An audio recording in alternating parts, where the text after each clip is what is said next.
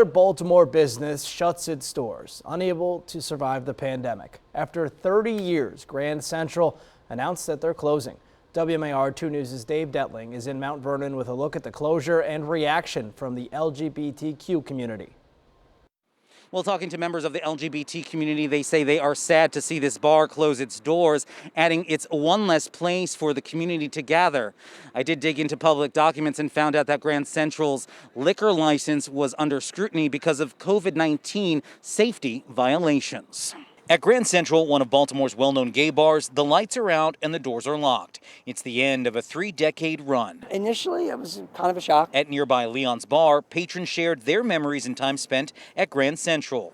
Brian Napoli will miss meeting friends there for drinks. I recently moved to the neighborhood, so I had been going there quite a bit and made some new friends and met some of my old friends that I haven't seen in a while, especially with everything that's been going on. Others said the LGBTQ community will have one less place to congregate. I think the golden age of the gay bar is beginning to really fade away, and in a way it's sad. On Grand Central's Facebook page, patrons wrote, "Thanks for generations of memories and friendships." Amber Thrift wrote, "Thanks for hosting all the drag shows," and blamed Corona for ruining things. A dive into public record shows COVID-19 did play a role, but it was more management failing to follow rules set by the city and state. A violation notice by Baltimore City Board of Liquor License Commissioners shows Grand Central's own liquor license was under investigation. Past patrons say they had a feeling something was up. I think there was a lot of confusing messages coming from the city. I mean, the state was doing one thing with the rules, the city was doing another.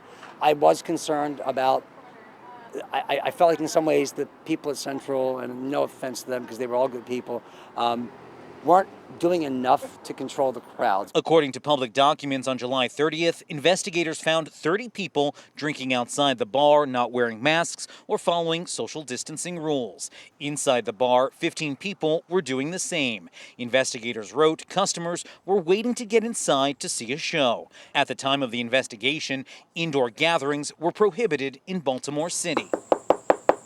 WMAR 2 News went to one of the addresses listed for the owners of Grand Central's liquor license, but no one was there for the bar side of the story.